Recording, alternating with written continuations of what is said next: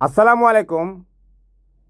সাম্প্রতিক একটা গণমাধ্যমে শেখ হাসিনার একটা পুরনো ঘটনা প্রকাশ পেয়েছে। সেই ঘটনায় বলা হয়েছে শেখ হাসিনা আলহামদুলিল্লাহ আমাদের স্বর্গীয় নেত্রী বেগম খালেদা জিয়ার ভাই মেজর সাইদ ইস্কান্দারের বাসায় গিয়ে ক্ষমা প্রার্থনা করেছিলেন। তো এটা নিয়ে সোশ্যাল মিডিয়ায় ব্যাপক আলোচনা হচ্ছে।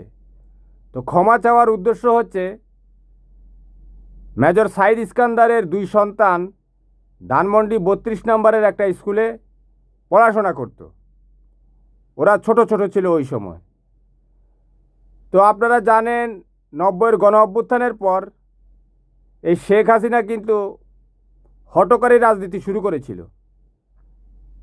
90-এর গণ অভ্যুত্থানের পর নিরঙ্কুশ সংখ্যাগরিষ্ঠতা পেয়ে বিএনপি ক্ষমতায় আসার পর শেখ হাসিনা তখনই ঘোষণা দিয়েছিল একদিনের জন্য শান্তিতে থাকতে দেবে না। তো হরহামেশায় বিভিন্ন প্রোগ্রাম লেগে থাকতো। আপনারা জানেন সে একটানা 173 দিন হরতাল করেছিল। সে হরতালের উদ্দেশ্য হচ্ছে দেশকে ক্ষতিগ্রস্ত করা। হরতালে যানবাহন বন্ধ, তারপর এই যে বিভিন্ন ফ্যাক্টরিতে উৎপাদন বন্ধ, শত শত হাজার হাজার কোটি টাকা সে দেশের ক্ষতি করেছিল। কারণ সে তখন থেকে কিন্তু চরমপন্থী রাজনীতির সাথে সম্পৃক্ত ছিল, দেশের ক্ষতি করা। তো সেই প্রেক্ষাপটে বিভিন্ন রকম প্রোগ্রাম দিত। আর ধানমন্ডি 32 নম্বরের সেই সড়ক কিন্তু প্রায় বন্ধ থাকতো। তো ওই শিশুরা যেহেতু মানে মেজর সাইদ ইস্কান্দারের শিশু সন্তানরা তো হচ্ছে বেগম খালেদা জিয়ার ফুফু হবে, তাই না? তো একদিন তারা এই শিশুরা স্কুলে থেকে আসার সময় এদের রাস্তা তো সবসময় এরা বন্ধ করে দেয় বিভিন্ন প্রোগ্রামের মাধ্যমে। সে তো 5 বছরে 173 দিন হরতালই করেছে। তো রাস্তা বন্ধ করে দেওয়ার ফলে তাদের আসতে সমস্যা হতো। একদিন প্রতিবাদ করাতে আওয়ামী লীগের যে ধানমন্ডির 32 নম্বরে যে উগ্র যে তাদের কর্মী বাহিনী ছিল, তারা ওই শিশুদেরকে মারধর করে। তো মারধর করার পরে তারা তো শিশু, অর্থাৎ আপনারা বুঝতে পারতেছেন আওয়ামী লীগের যে সমর্থক গোষ্ঠী, এদের মধ্যে কতটা হিংস্রতা কাজ করে, বুঝতে পেরেছেন? তো এরপর ওই সময় শেখ হাসিনা কিন্তু ধানমন্ডি 32 নম্বরে ছিল না। সে ওই সময় ধানমন্ডি 32 নম্বরেও থাকতো, বলা হচ্ছে সুধা সদনেও থাকতো, এরপর রংপুরেও থাকতো। ওই সময় শেখ হাসিনা রংপুর ছিল। তো পরদিন এটা যখন জানাজানি হয়ে যায়, ওই যে শেখ হাসিনার উগ্র কর্মীরা তো মনে করেছিল সাধারণ আমজনতা, তারা তো চিনে না এই দুই শিশু যে বেগম খালেদা জিয়ার পরম আত্মীয়। তো শেখ হাসিনা সেটা জানতে পারে। জানতে পারার পর, আচ্ছা সেটাতে পরে আসছি। তো এই শিশুরা মার খাওয়ার পর তারা ক্রন্দনরত অবস্থায় মেজর সাইদ ইস্কান্দারের শিশুরা আর কি, তারা তৎকালীন প্রাইম মিনিস্টার আলহামদুলিল্লাহ আমাদের স্বর্গীয় নেত্রী বেগম খালেদা জিয়ার কাছে তারা অভিযোগ দেয়। উনি তো তখন প্রাইম মিনিস্টার। তো প্রাইম মিনিস্টার আলহামদুলিল্লাহ স্বর্গীয় নেত্রী বেগম খালেদা জিয়া আইন শৃঙ্খলা রক্ষাকারী বাহিনীকে নির্দেশ দেয় এটার আইনানুগ ব্যবস্থা নেওয়ার জন্য। কারণ এটা তো বেআইনি কাজ হয়েছে, শিশুদেরকে শারীরিকভাবে নিগ্রহ করা হয়েছে, অত্যাচার করা হয়েছে। এরপর শেখ হাসিনা এটা জানতে পারে। জানতে পারার পর শেখ হাসিনা ঢাকায় এসে আব্দুস সামাদ আজাদ, সুরঞ্জিত সেনগুপ্ত এদের সাথে আলোচনা করে সে এই সিদ্ধান্ত নেয় মেজর সাইদ ইস্কান্দারের বাসা গিয়ে ক্ষমা প্রার্থনা করার। তো একদিন হুট করে শেখ হাসিনা মেজর সাইদ ইস্কান্দারের বাসায় গিয়ে সেই শিশুদেরকে কাছে টেনে নেয় এবং তাদেরকে চকলেট দেয়। ওই সময় মেজর সাইদ ইস্কান্দার সাহেব বাসায় ছিলেন না, ওনার স্ত্রীও সম্ভবত এই ওয়াশরুমে বা কোথাও ছিলেন, এরকম বলা হচ্ছিল। তো পরে মেজর সাইদ ইস্কান্দারের স্ত্রীও এসে পড়ে, দেখছে শেখ হাসিনা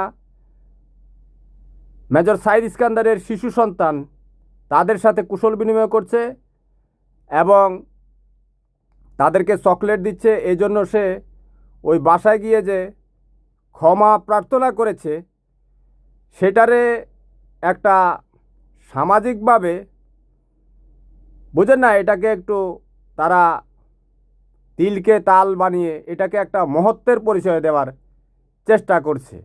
তো শেখ হাসিনা জানিয়েছে, এটা জানার পর সে নাকি এই ধানমন্ডি 32 নম্বরের যে ওইখানে থাকা যে সমস্ত শেখ হাসিনার কর্মচারীবৃন্দ ছিল, এদেরকে নাকি সে বের করে দিয়েছে, চাকরি থেকে আউট করে দিয়েছে। এর মাধ্যমে একটা এই ঘটনা, অর্থাৎ আলোচিত একটা ঘটনার সুন্দর একটা সমাধান হয়েছে। এখন এটাকে অনেকে শেখ হাসিনার যে মহত্ব সেটার বহিঃপ্রকাশ হিসাবে বলছে এবং বিভিন্ন কমেন্টের মাধ্যমেও এটা প্রকাশ পাচ্ছে। আসলে কি শেখ হাসিনার এটাতে মহানুভবতা ছিল কি না, সেটা তো পরবর্তীতে তার রাজনৈতিক পদক্ষেপগুলোই দেশের মানুষ অবগত হয়েছে। তো একটা গণমাধ্যমে এর বিষয়ে কিছু এই কমেন্ট এসেছে, পাবলিক রিয়াকশন, যে গণমাধ্যমটা এই নিউজটা করেছে। তো আমি আপনাদের জন্য, আপনাদের তো সময় নেই এত কমেন্ট পড়ার, আমার সময় আছে, যেহেতু আমি আওয়ামী পৈশাচিকতার বিরুদ্ধে চিরন্তন লড়াই চালিয়ে যাচ্ছি এবং আমি দুর্বার গতিতে চালাবো। কারণ এটা হচ্ছে ভারতীয় একটা এজেন্সি, অর্থাৎ এরা উগ্র চরমপন্থী জঙ্গি সংগঠন। এটা বোঝার জন্য আইনস্টাইন হতে হবে না। 2025 সালের, দুঃখিত, 2024 সালের 5 আগস্টের আগে বা 2025 সালও বলেছি, সেটা এই কারণে বলেছি, তারা উসমান হাদিকে কিভাবে ভারতীয় গোয়েন্দা বাহিনীর তত্ত্বাবধানে আওয়ামী জঙ্গিরা হত্যা করেছে। অর্থাৎ 2025 সাল পর্যন্ত তারা কিন্তু তার বহিঃপ্রকাশ ঘটিয়েছে। এখনও তারা প্রচেষ্টা চালিয়ে যাচ্ছে, এখনও তারা হুমকি দামকি দিচ্ছে বিভিন্ন রকমের, হয়তো তারা পদক্ষেপে যাবে, কারণ এরা তো চরমপন্থী উগ্রবাদী। তো এদের কাছ থেকে দেশবাসী যাতে সতর্ক থাকে, আমি কয়েকটা কমেন্ট পড়ছি। কমেন্টগুলোতে পাবলিকের রিয়াকশান কী আসছে সেটা সম্বন্ধে আপনাদেরকে অবগত করা দরকার। প্রথম কমেন্ট করেছে আলফিনাথ, এটাই হলো শেখ হাসিনার মানবিকতার আসল চরিত্র। উনি নিজে ক্ষমতায় থাকার সময় বিরোধী দলের সমর্থক, অভিনেতা, বিরোধী নেতাদের অসুস্থ থাকার কথা বলে অনেক চিকিৎসা খরচ দিয়েছে। দেখুন, এটা একেবারে ভুল বক্তব্য। এই যে চিকিৎসা খরচ দিয়েছে, এটা রাষ্ট্রীয় সম্পদ, ঠিক আছে? এটা এদেশের প্রত্যেকটা মানুষের যে কষ্টার্জিত অর্থ, সেটা থেকে সংগ্রহ করা হয়। এমনকি আপনারা জানেন, যারা গার্মেন্টস শ্রমিক, আমাদের বিদেশে প্রবাসী ভাইরা, তাদের কষ্টার্জিত অর্থের ট্যাক্স, আমরা যখন বিদেশ থেকে টাকা পাঠাতাম, 5,000 টাকা পাঠালেও 16 রিয়েল ট্যাক্স কেটে নেওয়া হতো। 16 রিয়েলে কত আপনারা জানেন? 10 রিয়েলে হচ্ছে ওই সময় 220 টাকা ছিল, তারপর আরও 6 রিয়েল, প্রায় 350 টাকার মতো কেটে নেওয়া হতো। প্রত্যেকটা পণ্যের উপর ট্যাক্স। তারপরে বিএসটিআই থেকে, সেটা আপনারা জানেন, একটা সিগারেটের মধ্যে 5 টাকা ট্যাক্স, ঠিক আছে? চাল, ডাল, আটা সব কিছুর মধ্যে ট্যাক্স। মাঝে মধ্যে জিনিসপত্রের দাম বেড়ে গেলে সরকার সেই ট্যাক্স কিছুটা কমিয়ে দেয়। আপনি যে মোবাইলে টাকা ঢুকান, সেখান থেকে 100 টাকার মধ্যে 54 টাকা কেটে নেওয়া হতো। এটা শেখ হাসিনার সময় এই অতিরিক্ত ট্যাক্সটা ধার্য করা হয়েছে। আপনি ফ্রিজ কিনেন, আপনি এসি কিনেন, যেটাই কিনেন, আপনি পানির পাম্প কিনেন, আপনি যেটাই কিনবেন সেটা ট্যাক্স। আর শেখ হাসিনা দেওয়ার কে? এখানে আক্কাস আলী হেকায়তুল্লাহ যেই থাকে সেই দিবে। এখন আমাদের mister prime minister Tarek Rahman ক্ষমতায়, এখন এই যে ফ্যামিলি কার্ড বানিয়ে দিচ্ছে না, তাই না? রাষ্ট্রীয় সম্পদ তো উনি তো বলেছে রাষ্ট্রের সম্পদের সুষ্ঠু বন্টন করবে।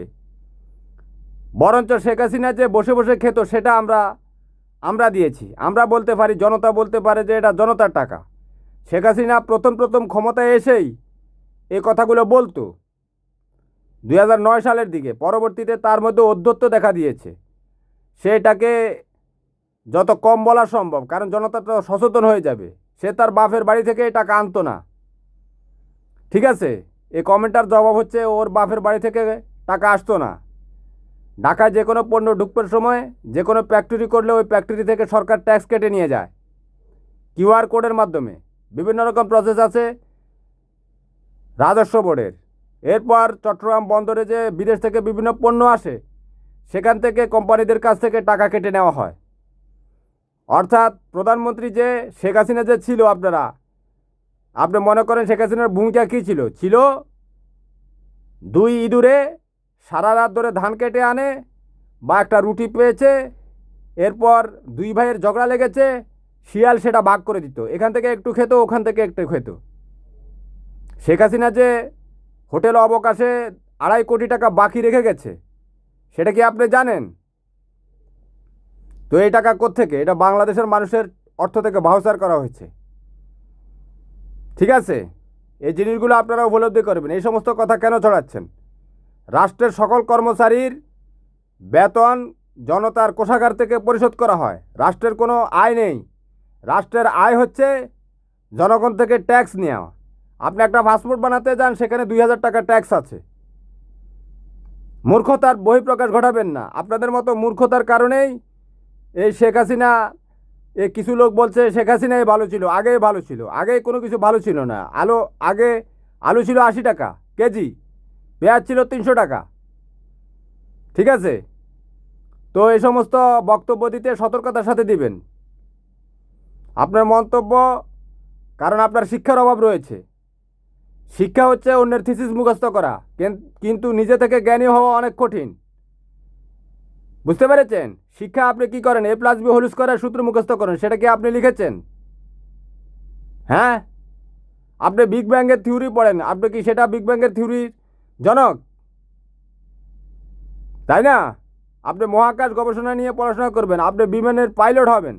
আপনি কি বিমান তৈরি করেছেন? না, সেটা অন্যের আবিষ্কৃত জিনিস, সেটার উপর আপনি পড়াশোনা করে দক্ষতা অর্জন করেন। এটা হচ্ছে শিক্ষা।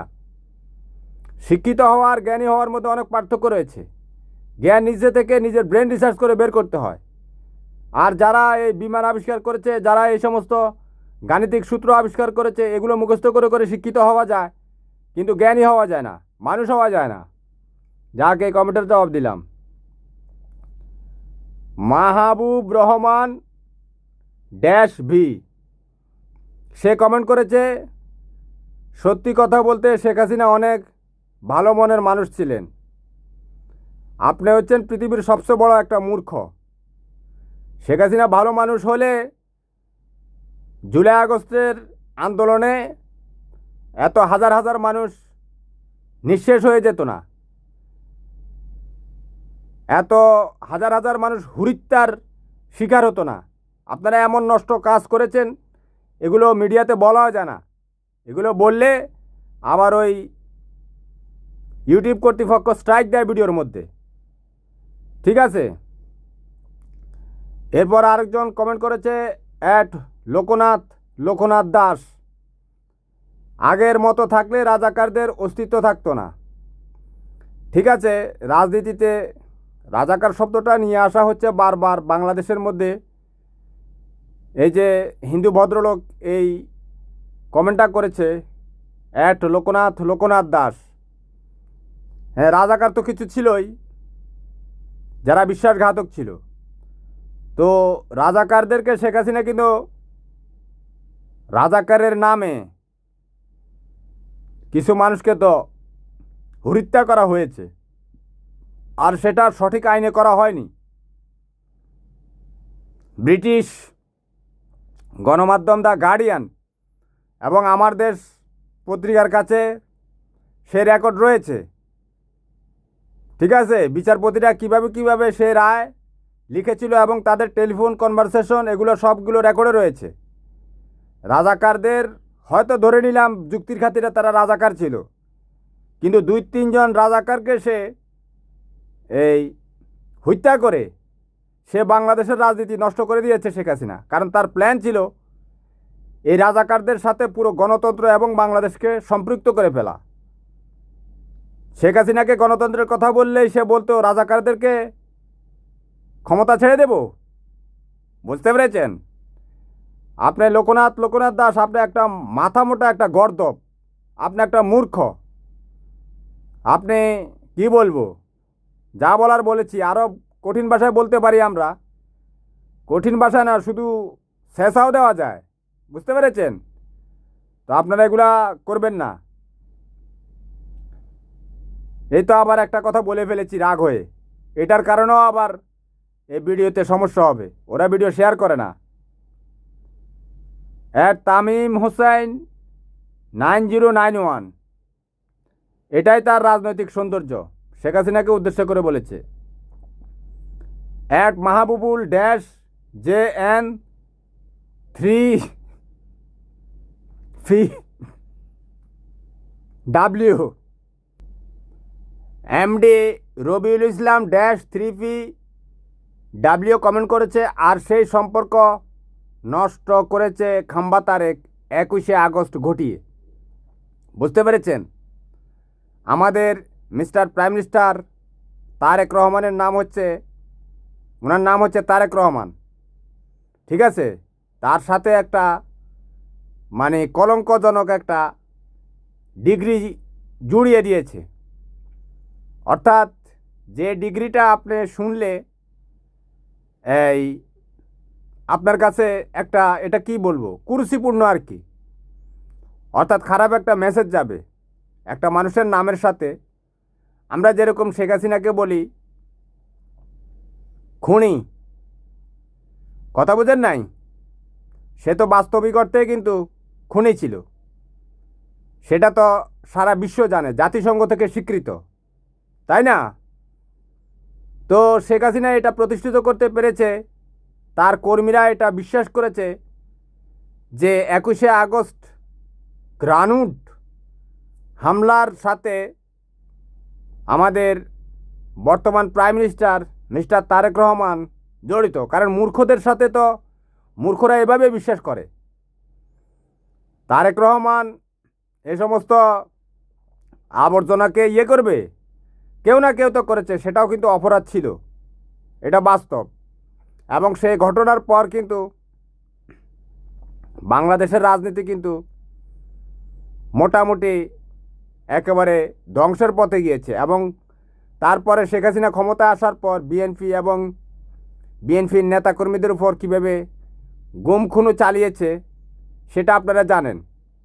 আর আওয়ামী লীগের নেতাকর্মীদের যুক্তি হচ্ছে তারা এটাকে প্রমাণ করার চেষ্টা করে যে এটাই সঠিক। অর্থাৎ 21শে আগস্টের সাথে বিএনপি জড়িত, অর্থাৎ বিএনপিকে শেষ করে দিতে হবে। সে শুধু বিএনপিকে তো শেষ করে নেই, সবাইকে শেষ করেছে। Mister prime minister Tarek Rahman নেহায়েত একজন নিরীহ ভদ্রলোক, আপনারা দেখেছেন। আর কয়েকটা কমেন্ট পড়ে আমি ছেড়ে দেব। আরেকটা কমেন্ট করেছে মামুন মিয়া -1882, শেখ হাসিনা অলওয়েজ শেখ হাসিনা, প্রিয় নেত্রীর সাথে কারোই তুলনা হয় না। 21শে আগস্টের গ্রানুড হামলা করে বিএনপি বাংলাদেশের রাজনীতি নষ্ট করে দিয়েছে, যা পরবর্তীতে ভয়ঙ্কর রূপ নিয়েছে। সব কিছুর মূলে বিএনপির নোংরা রাজনীতি। অর্থাৎ শেখ হাসিনা এটা প্রতিষ্ঠিত করতে পেরেছে তার কর্মী বাহিনীর মধ্যে যে এটার সাথে বিএনপিই জড়িত। কথা বুঝতে পেরেছেন?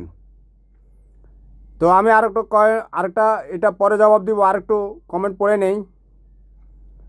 তারপর সোনার বাংলা -57 মদিনাস 2004 সালের 21শে আগস্ট গ্রানুট হামলার পর থেকে বাংলাদেশের রাজনীতি নষ্ট হয়ে গিয়েছে। এটাতে 36টা লাইক পড়েছে, একটা আবার রিপ্লে কমেন্ট @GF অ্যাকাউন্টেন্ট। এই কথাটা আমি বেশ কয়েকবার বলেছি এবং বিশ্বাস করি, বুঝতে পেরেছেন? তাও শেখ হাসিনার পক্ষে। তারপর পর্শনাথ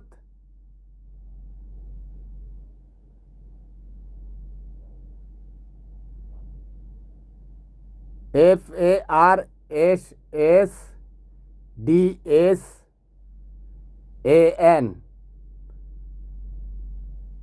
ফরসদান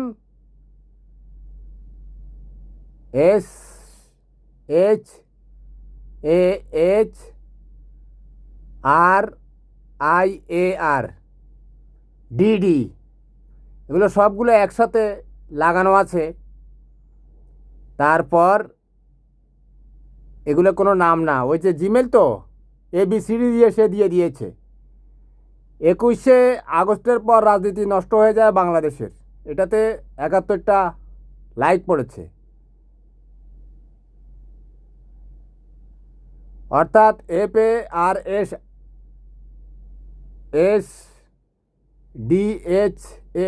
পারিজদান,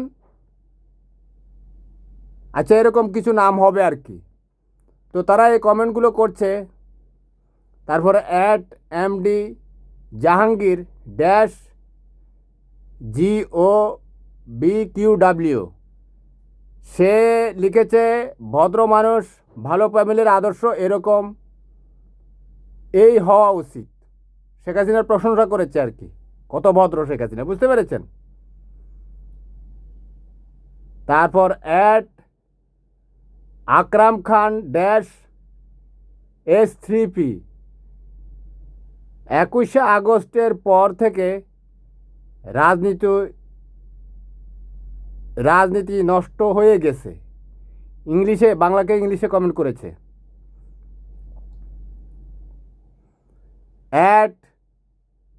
মামুন দাস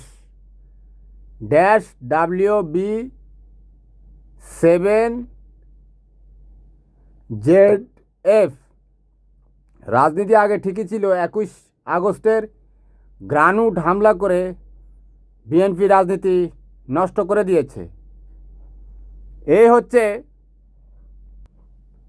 কমেন্টগুলো পড়ে তার সারমর্মে বলা যায় যে 21শে আগস্ট গ্রানুট হামলা তো হয়েছে সত্যি, কিন্তু শেখ হাসিনা এবং তার রেজিম তার কর্মীদেরকে বিশ্বাস করাতে পেরেছে এটার সাথে বিএনপি জড়িত, তারেক রহমান জড়িত। এবং শেখ হাসিনা এটাও বিশ্বাস করাতে পেরেছে যে তাকে বিরোধী দলে যাওয়া যাবে না, বিরোধী দলে গেলে তাকে হত্যার শিকার হতে হবে। এই জন্য সে গদি আঁকড়ে ধরেছিল সমস্ত আওয়ামী জাঙ্গিয়াদেরকে, যারা বিশ্বাস করে যে 21শে আগস্টের সাথে বিএনপির জড়িত। এই জন্য তারা বিএনপি, জামাত বা সবাইকে গুম খুনু করে একেবারে ছিন্ন বিচ্ছিন্ন করে দেওয়ার চেষ্টা করেছে। ওই আওয়ামী লীগের নেতাকর্মীদের যে কমেন্টগুলো পড়ে শোনালাম, তারা তো বলেছে 21শে আগস্টের পরে কিন্তু রাজনীতি নষ্ট হয়ে গেছে, ভয়ঙ্কর রূপ নিয়েছে। অর্থাৎ ভয়ঙ্করটা শেখ হাসিনা করেছে, ভয়ঙ্কর রূপটা শেখ হাসিনা দেখিয়েছে, কিন্তু 21শে আগস্ট তো হয়েছিল, যেই করুক, তাই না? এখন শেখ হাসিনার সফলতা হচ্ছে এটা যেই করুক, সেটার সাথে বিএনপি যেহেতু ক্ষমতায় ছিল, বিএনপিকে সে সম্পৃক্ত করে দিয়েছে। এবং সেজন্য আমাদের প্রাইম মিনিস্টার তারেক রহমানকে সে ওই মামলায় মৃত্যুদণ্ডও দিয়েছিল।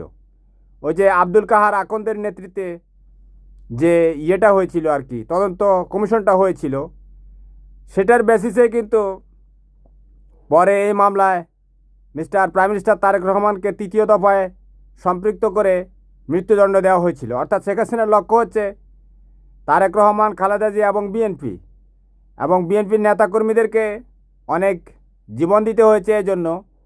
অর্থাৎ শেখ হাসিনার টার্গেট সেট আপ হয়ে গেছে। পরবর্তীতে যদি সে সুযোগ পায় বিএনপি বিএনপিকে তো শেষ করবে, হয়তো যারা চলে যেতে পারবে পারবে, এরপর যারা বিএনপির হয়ে লড়াই করতে আসবে তাদের কপালে খারাপই আছে। তারা কিন্তু গুম এবং খুনও হওয়ার সম্ভাবনা রয়েছে। এর মধ্যে যারা ভালো আর কি কর্মী রয়েছে, তারা দেশপ্রেমিক দলপ্রেমিক, তারা জীবন দিবে। চাঁদাবাজরা তো জীবন দিবে না। চাঁদাবাজরা যদি জীবন দিত তাহলে তো চাঁদাবাজ থাকতো না। শেখ হাসিনা কিন্তু কোনো চাঁদাবাজকে মারেনি। এখন যারা চাঁদা নিচ্ছে তারা কিন্তু নৈতিকভাবে ধ্বংসপ্রাপ্ত। এরা কোনো কাজে আসবে না। এরা শুধু ভোগবিলাসে মত্ত থাকবে, টাকা কামাই করবে, নারী সঙ্গ নিবে। কারণ চরিত্রহীন ব্যক্তি কখনো, চাঁদাবাজরা কিন্তু রক্ত দেয়নি। চাঁদাবাজরা যদি রক্ত দিত তাহলে চাঁদাবাজের যে শূন্যস্থান ওটা খালি থাকতো, তাই না? চাঁদাবাজের স্থান পূর্ণ হয়েছে, কারণ চাঁদাবাজ ওত পেতে বসেছিল। এদেশের মানুষ জীবন দিয়ে সরকারের পরিবর্তন ঘটাবে আর তারা রাস্তায় বসে বসে চাঁদা নেবে। তো বিএনপিকে ভাবতে হবে, নীতি নির্ধারকদের চাঁদাবাজকে মূলোৎপাটন করতে হবে। আর তার নেতাকর্মী, তাদেরকে সুরক্ষার ব্যবস্থা করতে হবে। কারণ আওয়ামী লীগ কিন্তু ভারতীয় গোয়েন্দা বাহিনী রয়ের মাধ্যমে ওই যে জুলাই যোদ্ধা, তাদেরকে কিন্তু ওই যে, বুঝতে পেরেছেন, হত্যা করে কিন্তু সে দেখিয়ে দিয়েছে। এরপর ভারতেও চলে গেছে, আপনারা জানেন। তো তাদের সেই অপপ্রয়াসকে ব্যর্থ করে দিতে হবে। রাজনীতিতে এখন আওয়ামী লীগের যে নেতাকর্মী, তাদের তো ব্রেনে সেট আপ হয়ে গেছে যে 21শে আগস্টের সাথে বিএনপি জড়িত। তো এখন সেটা কিভাবে সুরাহা করবেন, এদেরকে কিভাবে ব্রেন ওয়াশ করবেন, সে প্রচেষ্টা চালাতে হবে এবং এদেরকে আইডেন্টিফাই করতে হবে। কারণ তারা হিটলারের জার্মানির যে মন্ত্রী ছিল গোয়েবলস, তার থিওরি তারা গ্রহণ করেছে। অর্থাৎ একটা কথাকে বারবার বলতে থাকো বলতে থাকো বলতে থাকো, লিখতে থাকো, সেটা সত্যে রূপান্তরিত হবে। এবং সেটাই হয়েছে। ঠিক আছে, এখন আপনারা ভাবেন, আরও ভালো করে ভাবেন, এরপর সিদ্ধান্ত নেন। আল্লাহ হাফেজ, ভালো থাকবেন।